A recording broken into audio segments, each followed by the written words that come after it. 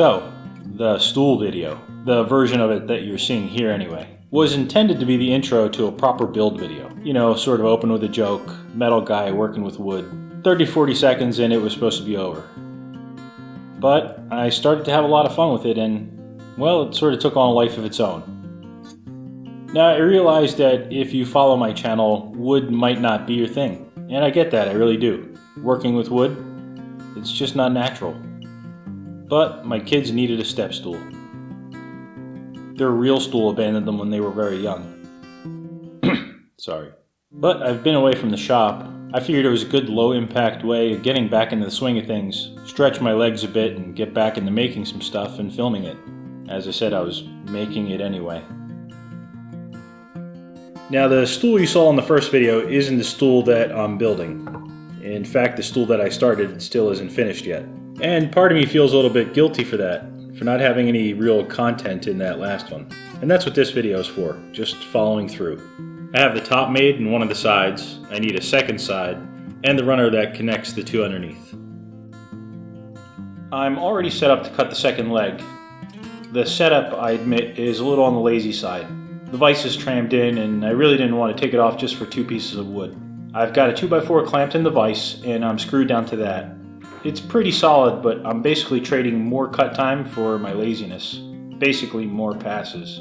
I've more or less leveled it up and just beat the 2x4 around with a hammer until I was close. What I really wanted to do is set the work up at an angle.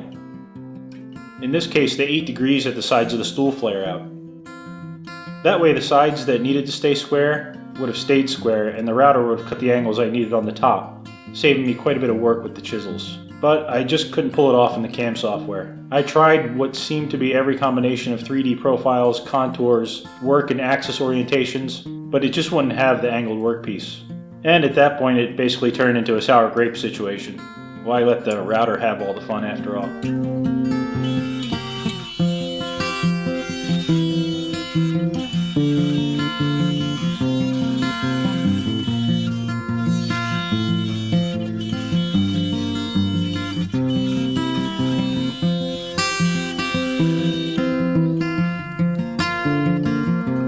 I missed some of this back corner here. The rough stock must have thinned a bit in this location, but you know, adds character. Now this stool isn't my first run-in with wood. Just like everybody else probably, I started with wood as a kid. You know, tree houses, go-karts, skateboard ramps, that kind of thing. You don't see many kids breaking out their Clecos and building birdhouses from aircraft-grade aluminum. Which is a shame, really. Now, although I think it's obvious that my preference is metals, I do dabble a bit in wood. It comes in phases. Once a year or so, this urge comes over me to just mix it up a bit, I suppose, and make something out of wood. I do have access to some nice wood, mostly fruit. Now, when it comes to woodworking, I tend to fall into a more traditional camp. I think they call them Neanderthals. On the one hand, you've got the Normites, and the other hand, the Neanderthals, and I think those names probably tell the whole story. But when I'm working with wood, I like the fact that it's quiet. I mean, this project, I just sort of want to get through it, and that's why I've fired up the router. But in general, if I'm doing a wood project, I'm not a big fan of the earmuffs and the breathing protection and, you know, a couple of wood planes, some chisels, elbow grease. Like I said, it's a good change of pace sometimes. I'm working in HSM Works Express. Again, I'm a SolidWorks guy, so this environment just comes more natural. And for these kind of 2D parts, it more than suffices. The stringer, or the runner, I don't know what you call it, the web that connects the 2 legs to the top, it's the same process as the sides, just in a different shape. You can see that's still probably 2 more passes than is really necessary, but given the setup, I'm taking it slow. The only thing I wish they did have in HSM Express is a tabs function like Fusion. Here I've had to add the tabs manually in the CAD, and I just did that with a sketch. The sketch is just interrupted in any of the places I want to place the tabs. The first operation contours down to within less than 1/4 inch of the bottom. And then the second operation is another contour that follows that interrupted sketch to leave me with those tabs.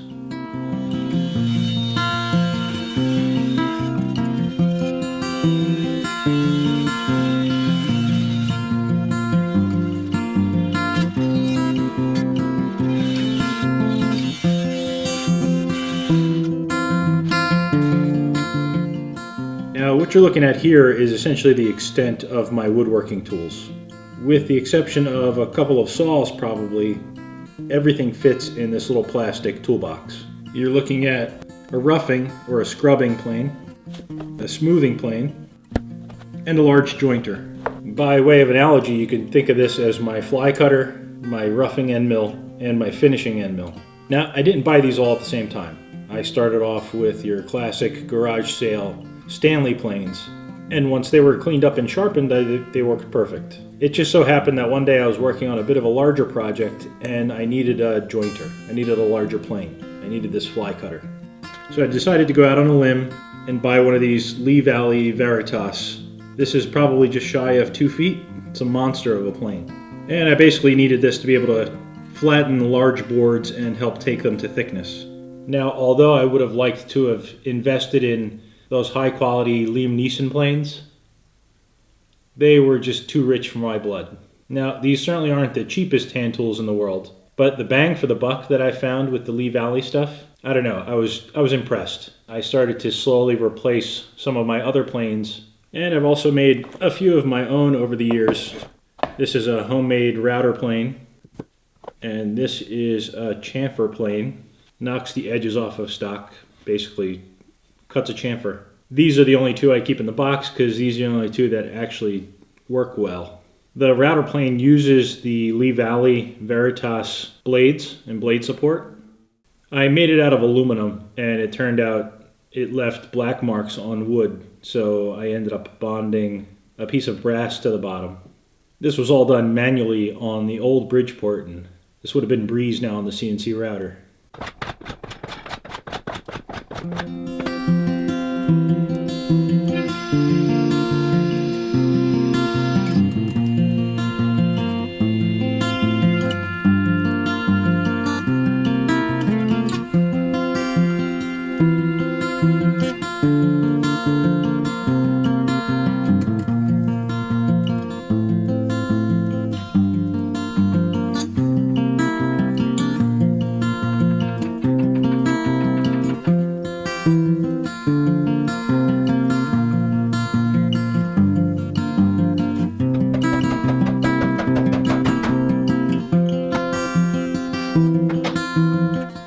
Now, I'm no gastroenterologist, but I can tell you what I think makes for a good-looking stool.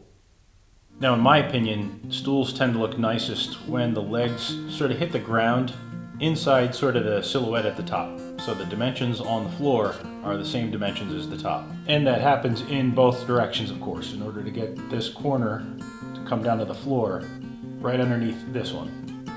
Now in this particular case, because the tenons come all the way through, I stayed about 1.5-ish board thicknesses away from the end. And that's pretty much what set the angle of the sides. You might have also noticed a gap behind all of the tenons. That's intentional. I plan to drive a wedge inside of these saw cuts to open the tenon, essentially creating like a dovetail lock, and that'd keep the top and the sides together. Now, although my preference would be not to use any glue here and just let the joinery keep the stool together, but because this stool is for Destructo and his big sister, take my word for it, it could use all the help it could get. But for now, the next step is to break this back down and smooth out all of the pieces.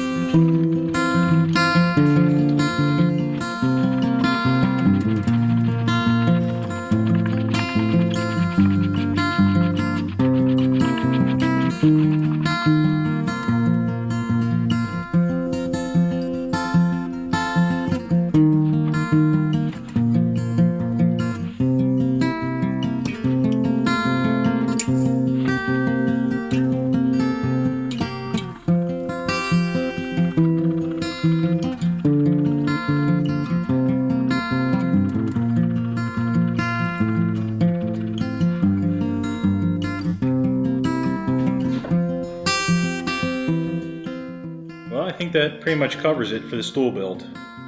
There's a little bit more to go, a little bit of finishing, and I may stain it. Then I'll get this garage cleaned up and we'll be back to our usually scheduled programming. Thanks for watching.